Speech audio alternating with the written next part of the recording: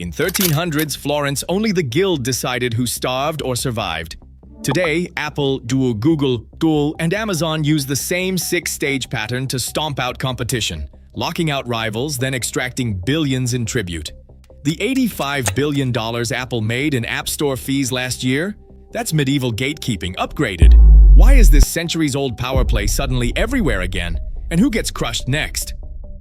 In Florence, the arte della lana didn't just weave cloth, they decided who could touch a spindle. Guild officers patrolled the city, searching for unlicensed looms. In 1293, they smashed the looms of the Benincasa family in San Frediano. The guild statutes demanded all woolwork be registered and inspected. Those who defied this rule lost everything. Their tools destroyed, finished cloth confiscated, and a fine twice a skilled weaver's yearly wage. The Benincasas pleaded to the city council, arguing they had no other way to feed their children. Their petition was ignored. The message was clear: work without permission, starve. Across the Alps in Cologne, the Carpenters Guild threw Ulrich Bockenheimer's tools into the street and banished him from the city for 5 years. His crime? Opening a workshop without guild approval. The council sided with the guild, citing the need for good order in crafts. Ulrich's brother protested, but the verdict stood. The guild's privileges mattered more than any single craftsman's future. Gatekeeping didn't just mean exclusion, it meant ruin. In London, the Mercer's Company confiscated foreign traders' silk and fined them amounts that would take years to repay. In Paris, clockmakers' guilds limited master status to a handful of men in a city of thousands. The rest became permanent outsiders, locked out by design. Today, the tools have changed, but the playbook hasn't. Apple's app review team rejected Spotify's updates 33 times for daring to mention cheaper subscriptions outside the App Store. Epic Games tried to let Fortnite players pay directly, bypassing Apple's cut. Within hours, Apple removed Fortnite from every iPhone on Earth. No warning, no negotiation. Just a digital boot to the throat. If you're not approved, you don't exist. Medieval guilds used hammers and city guards. Now it's platform bans and legal filings. The result is the same: one gatekeeper, total control, and the power to decide who survives.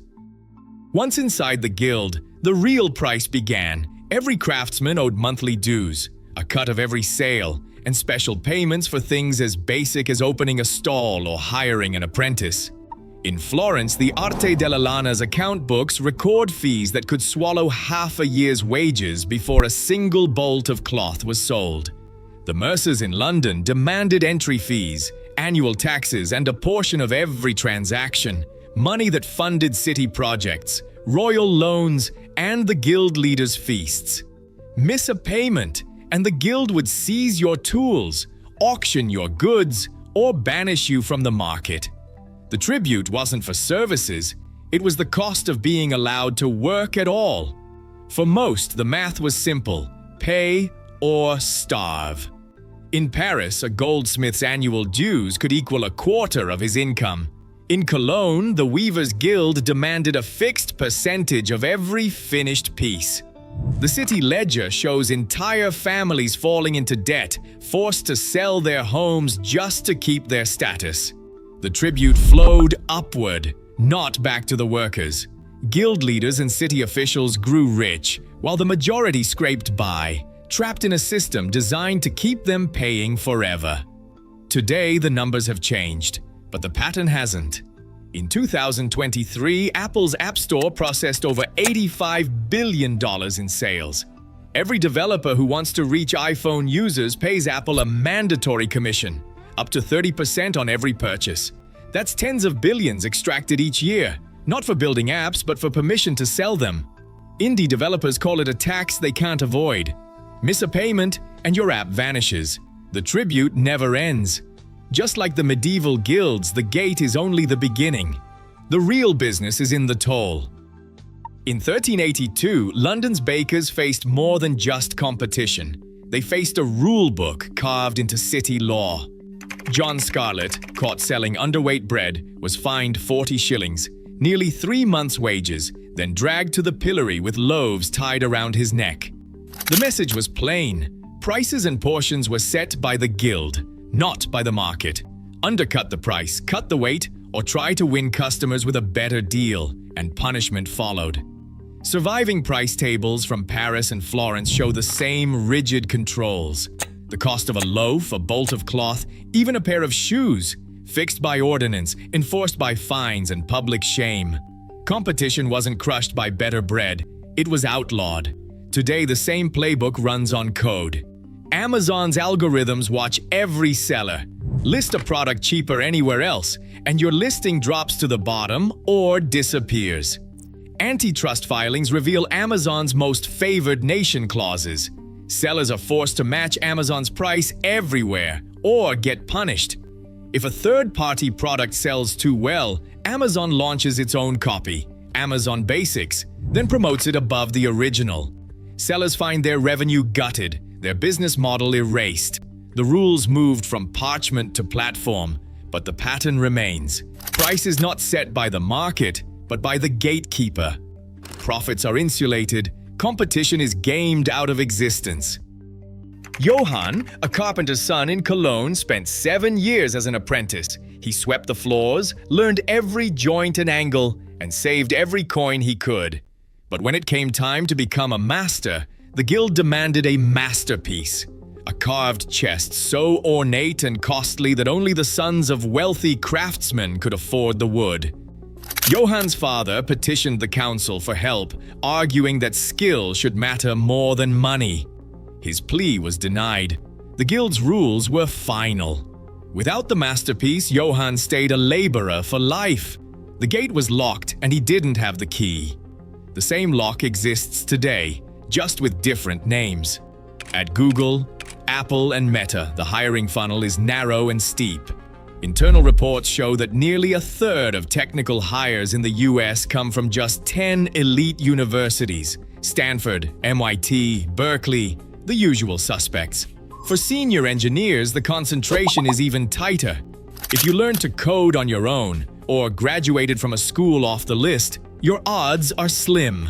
The credentials matter more than the skill. The guilds once controlled apprenticeships. Now, big tech controls which degrees and boot camps count. Talent without the right stamp is left outside, staring at a door that never opens. In 1348, London's Mercers Company secured a royal charter from Edward III. The ink on the parchment granted them exclusive rights to sell cloth across the city. No outsider could trade without their blessing. The charter spelled out monopoly in law, not just tradition. Any merchant who violated it faced confiscation, ruin, or prison, all with the king's seal of approval. Centuries later, the tools have changed, but the shield is the same. Apple, Google, and Amazon poured over $140 million into lobbying last year, writing regulations that only giants can afford to follow. Compliance with Europe's Digital Markets Act, or GDPR, can cost a startup millions. For most, that's the end before the first sale. The law, once a referee, becomes a fortress. Privilege is written into the rules, and the gatekeepers hold the pen. In 1482, a Swabian inventor unveiled a loom that could weave cloth 3 times faster than anything before it. Within days, the Weavers' Guild called an emergency meeting. The verdict was swift. The loom was seized, dragged into the town square, and smashed to splinters. The inventor's name vanished from the records. His creation and his livelihood erased in a single afternoon. Innovation wasn't judged on merit or quality. It was killed for threatening the status quo. Centuries later, the methods are less violent, but the pattern is unchanged. Google has bought more than 250 startups, many never heard from again. Promising products and teams absorbed or shuttered. Meta acquired WhatsApp, Instagram, Oculus. If a rival can't be bought, their best ideas are copied and deployed at scale, leaving the original to wither. For every founder with a breakthrough, there's a buyout offer or a feature clone waiting. The result is the same: disruption is neutralized and the gatekeepers remain unchallenged. In 2023, Apple collected over $85 billion in App Store commissions, a figure echoed by the mandatory tribute medieval guilds extracted from anyone seeking to work. Documents from Florence and London show guilds used legal charters and city enforcement to block outsiders, while today's tech giants use platform rules and lobbying, over $140 million spent in a year, to control the market. The evidence is clear. 6 stages of monopoly power, from gatekeeping to innovation suppression, have reappeared with new technology. Still, much remains hidden. Internal criteria for hiring and app approvals are not fully disclosed, and the true cost to independent creators is difficult to measure. The historical record shows that when power is concentrated, innovation stalls. The unknown: how long this pattern will continue before it is challenged again. What is certain, both in medieval statutes and modern policies, is that market control, not open competition, has shaped who gets to build the future.